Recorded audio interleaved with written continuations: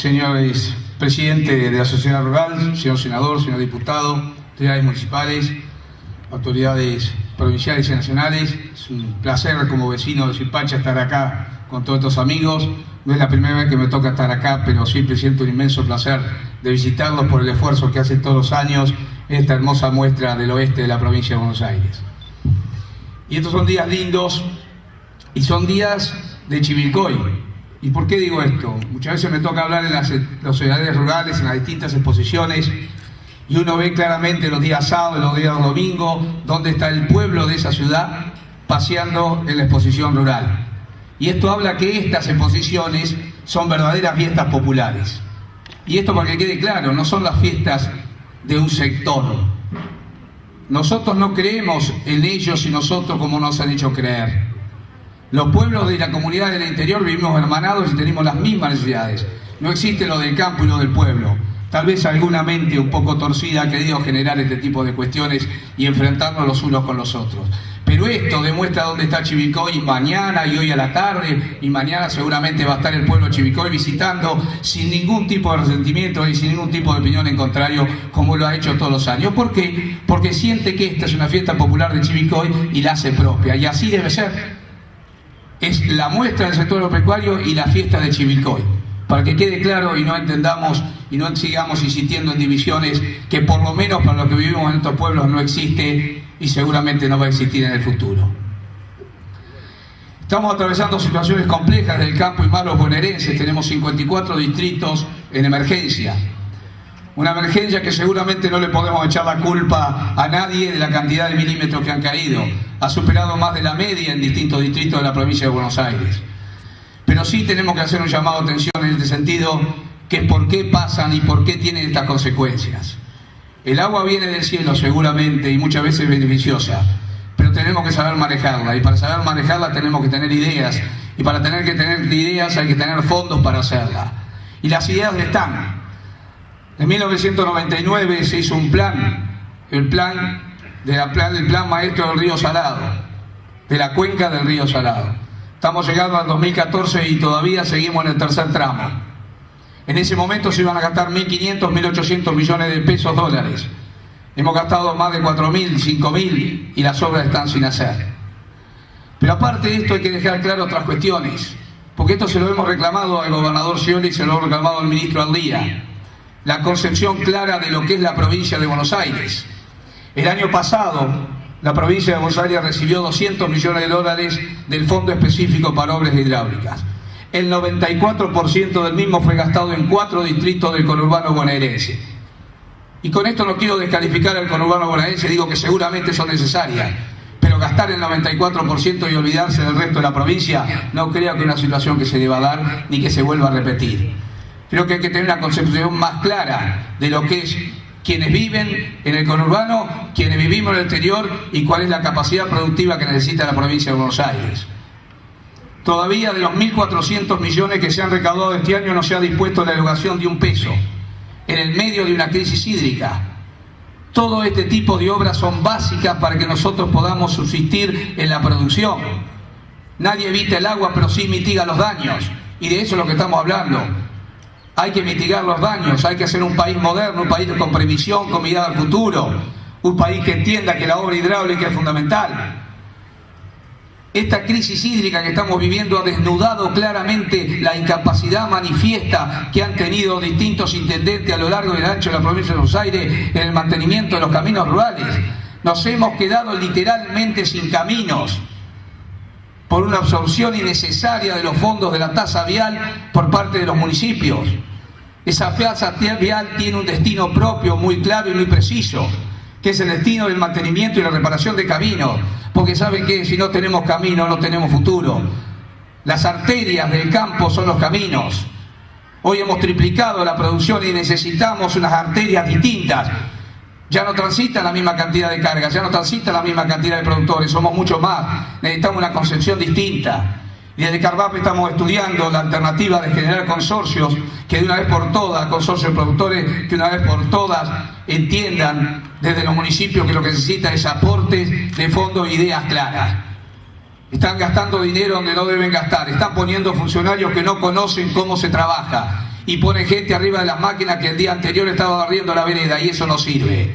Gastamos plata mal, y la plata hay que gastarla bien, porque la ponemos al dinero y hay que gastarla bien. Entonces yo entiendo, y lo hemos transmitido en la provincia de Buenos Aires, que debo reconocer que por lo menos el gobernador y el ministro Rodríguez son personas de diálogo. De ahí a las soluciones tenemos un trecho largo. Hay muchas cosas que están en el tintero y las vamos a seguir reclamando. Por lo menos hay diálogo, algo es algo. Estaremos al acuerdo de las soluciones que tardan en aparecer muchas veces.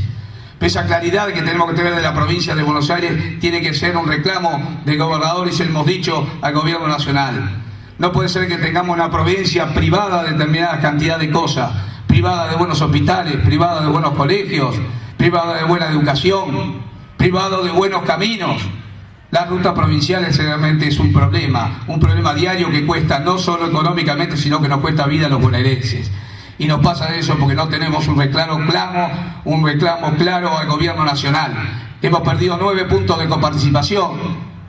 Hemos perdido millones de pesos en manos de una coparticipación que primero no llega y de segundo es escasa. Entonces necesitamos alzar la voz desde los bonaerenses.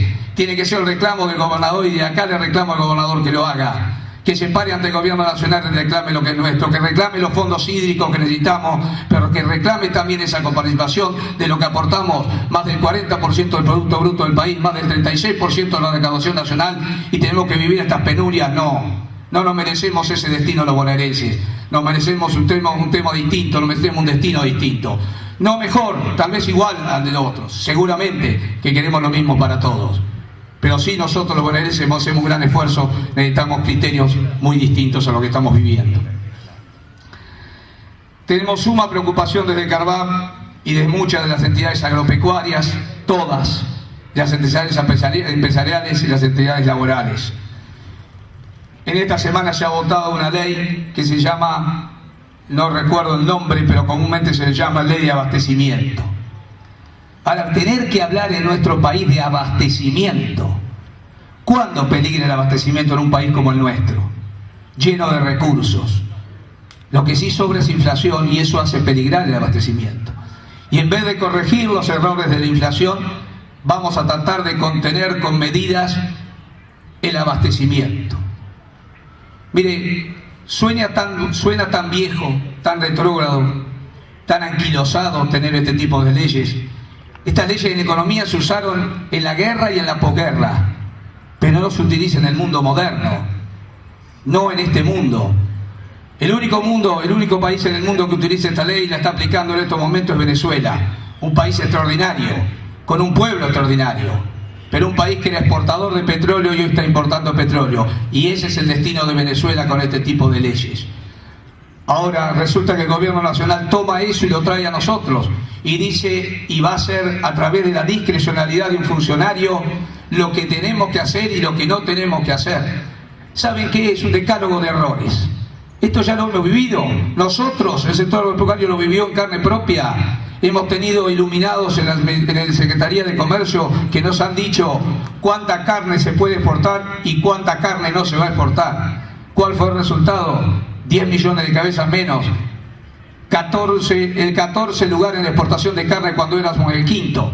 Ese es el resultado de este tipo de leyes, un decálogo de errores. También había funcionarios que decían que había que sembrar y que no había que sembrar, cuánto había que pagar el trigo y cuánto no. Cuando el trigo valía 4.20, un funcionario dijo que hay que pagarlo 3.60. ¿Y sabe qué pasó? Caímos a 8 millones de toneladas de trigo, cuando pudimos hacer de 15 o 16 millones.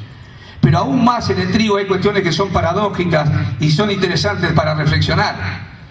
Cuando muchas veces el gobierno nacional parece hacer una epopeya criticando al gobierno de los Estados Unidos, en la política triguera le hemos hecho un gran negocio. ¿Sabe quién ha abastecido el tradicional mercado de trigo de Brasil? Y lo digo tradicional porque durante años le hemos vendido trigo a Brasil. Brasil tiene un problema que es el clima, no tiene frío, no tiene trigo y necesita el trigo. Nosotros hemos sido tradicionalmente los vendedores de trigo a Brasil, pero hoy bingo, ¿qué han hecho? Los productores de Montana, Estados Unidos, le venden el trigo a Brasil, el trigo que vendíamos los de acá y lo que vendía el sudeste. Producimos el 60% del trigo en la provincia de Buenos Aires que produce el país. Éramos tradicionales exportadores, cubríamos todo el mercado de Brasil, y hoy aquellos que en el discurso y en el atril criticamos, les hemos hecho un gran favor. Le hemos permitido a los productores de Montana que tengan un beneficio, le han vendido más del 43% de la necesidad de Brasil, y nosotros que no hemos vendido nada. Entonces, cuando de un atril se piensa cosas, hay que pensar mejor, y hay que pensar que la política triguera sería mejor que en vez de beneficiar a los de Montana, beneficiemos a los de Tres Arroyos, Coronel Suárez, Coronel Dorrego, a ese sudeste duro, ese sudoeste duro que produce el trigo. Hubo funcionarios que dijeron cuánta leche había que producir, cuánta leche había que exportar, y no. ¿Y dónde hemos caído? Hemos caído en la idea de tener menos leche que en 1999, pero habíamos agudizado más el tema.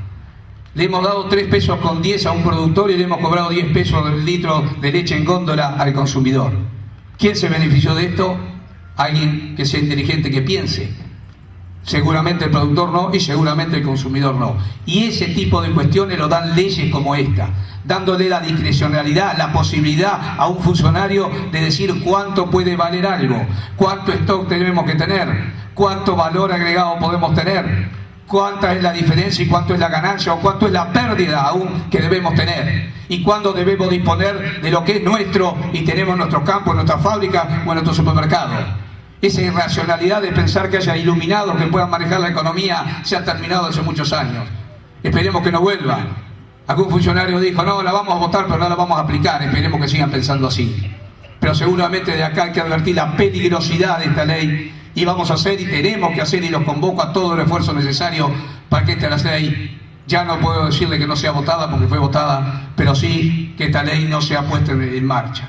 Y que se hagan todos los planteos judiciales habidos por haber, y ojalá haya jueces que entiendan la inconstitucionalidad y la peligrosidad de esta ley. Pero no me gusta irme acá con sabor amargo. Yo creo que tenemos buenas noticias, y hay buenas noticias. El mundo en el 2020 va a tener 7.000 millones de habitantes. El problema tecnológico está resuelto. El problema industrial está resuelto. Lo que no está resuelto es el problema alimenticio. Y ahí estamos nosotros, y ahí aparecemos nosotros, y ahí aparece esta región que ya muchos lo entendieron los paraguayos, lo entendieron los brasileños, los uruguayos, los peruanos, los bolivianos con su exportación de soja, lo entendieron los chilenos. La región ha entendido que el sistema nuestro pasa por la producción de alimentos, por la agroindustria, claramente en un mundo ávido de alimentos, y ahí tenemos que estar. Entonces, buenas noticias. Buena noticia, porque podemos hacer 160 millones de toneladas de cereal. Y ese día, ¿quién va a estar? Todos nosotros y todos los pueblos del interior. Va a ser esa chispa que va a permitir que volvamos a crecer, que va a permitir más trabajo, que va a permitir más servicio, que va a permitir más comercio. Vamos a poder hacer 16.000 millones de litros de leche. Podemos hacer 4 millones de toneladas de carne, 2 millones de toneladas de carne aviar. Y todo eso es posible, claro que es posible. Lo ha hecho la región, lo hicieron los vecinos mucho más chicos que nosotros lo hicieron. ¿Saben lo que tuvieron? Sentido común. Es lo único que hace falta, mirar un mundo ávido de alimentos y tener el sentido común de decir, ahí tenemos que estar, porque vamos a estar, porque tenemos la obligación moral de alimentar el mundo. Así que espero que por lo menos, como bien decía el presidente de la entidad de la sociedad rural, todo pasa y algo bueno tendrá que venir. Habrá que hacérselo entender al sector político que algo bueno tiene que venir y que las políticas de cambio son necesarias. Así que llevémonos también la esperanza de que podemos crecer, de que podemos cambiar, de que podemos alimentar el mundo, y seguramente lo vamos a hacer todos nosotros en los pueblos interior. Muchas gracias. La palabra del señor presidente Carvajal.